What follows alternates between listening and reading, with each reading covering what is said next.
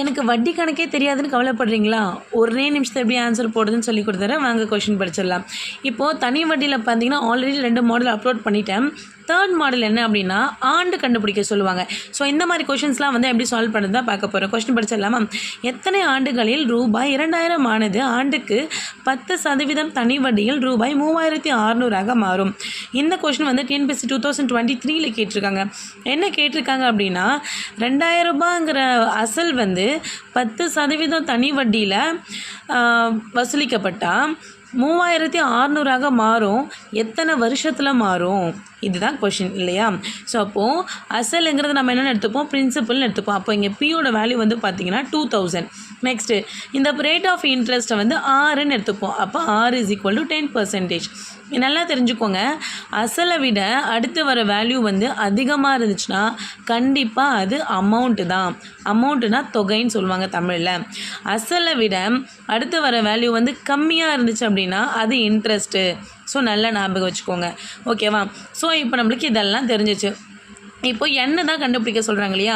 எனக்கு எண்ணெய் வேணால் என்ன பண்ணணும், எனக்கு இன்ட்ரெஸ்ட்டோட ஃபார்முலாவில் அப்ளை பண்ணால் தான் நான் எண்ணெய் கண்டுபிடிக்க முடியும். ஸோ இன்ட்ரெஸ்ட் ஃபார்முலாவில் அப்ளை பண்ணணும்னா எனக்கு எண்ணெய் வேணும் இல்லையா? அப்போ மற்ற வேல்யூஸ் எல்லாமே எனக்கு தெரிஞ்சிருக்கணும். எஸ், பிரின்சிபலோட வேல்யூ எனக்கு தெரியும், ஆரோட வேல்யூ தெரியும், ஐயோட வேல்யூ தெரியுமா? தெரியாது. அப்போ வட்டிங்கிறது என்னதுங்க? தொகையிலிருந்து அசலை மைனஸ் பண்ணி வரக்கூடியது தான் வட்டி இல்லையா? அப்போ தொகைங்கிறது 3600. இதில் நீங்கள் அசலை மைனஸ் பண்ணிங்கன்னா உங்களுக்கு வர்றது 1600. அப்போ இதுதான் வட்டி இல்லையா? Principal minus amount minus principal. அமௌண்ட்லேருந்து பிரின்சிபலை மைனஸ் பண்ணால் நம்மளுக்கு என்ன கிடச்சிரும்?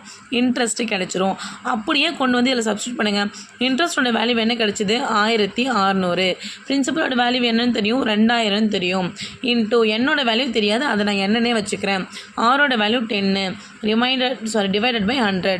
20 கேன்சல் ஆகிடும். மீதி யாரெல்லாம் இருக்கா பாருங்கள். 1600 = 20 × n × 10. 20யும் 10யும் மல்டிப்ளை பண்ணிங்கன்னா 200ன்னு வரும். அப்போ 1600 = 200 × n.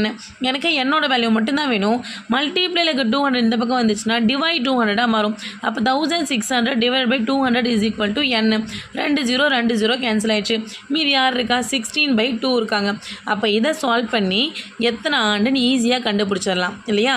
ஸோ என்ன ஆன்சர் கமெண்ட்டில் சொல்லுங்கள். அண்ட் ஆல்சோ உங்களுக்கு ஏதாவது டவுட் இருந்தாலும் கேளுங்க. உங்கள் டவுட் நான் கிளாரிஃபை பண்ணுறேன். தேங்க்ஸ் ஃபார் வாட்சிங்.